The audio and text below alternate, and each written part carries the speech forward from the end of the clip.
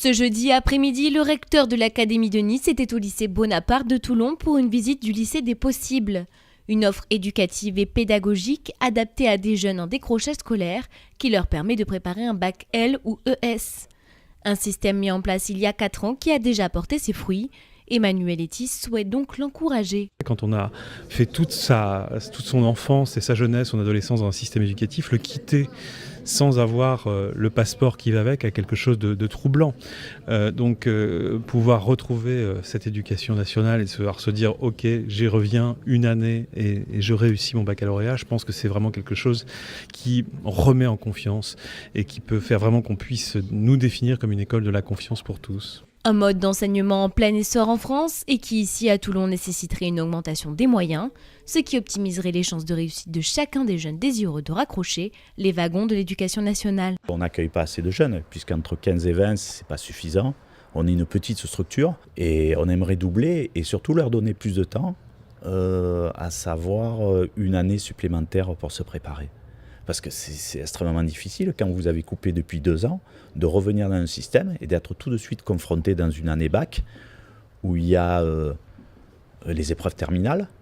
Certains passent, puisqu'ils ne les ont pas passées, les épreuves de première. Dans la même année, ils passent les épreuves de première et de terminale. Donc ça double la contrainte. La question des moyens qui était également au cœur d'une rencontre parallèle à cette visite. L'inspecteur de l'académie a échangé avec le groupe syndical des enseignants du lycée Bonaparte. Nous, on l'avons sollicité spécifiquement sur la question des moyens donnés à l'établissement pour fonctionner l'année prochaine. Et moyens qu'on estime insuffisants pour garantir un service public du meilleur niveau possible. On a parlé avec des gens là qui sont tout à fait honnêtes, empathiques avec notre situation, mais qui composent avec les faibles moyens qu'on leur laisse. Donc pour nous, la solution, elle passe par le combat, notamment le combat syndical. Une entrevue qui a permis aux deux parties d'échanger de façon constructive. L'inspecteur de l'académie entend chercher des solutions d'ici la rentrée prochaine. Nous sommes au mois de février et nous sommes dans le cadre de la préparation de rentrée qui aura lieu en septembre.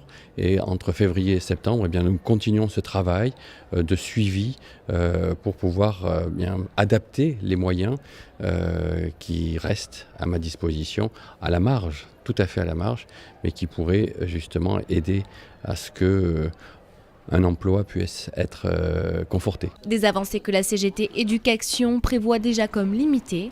Plusieurs mobilisations sont prévues prochainement, dont une demain matin.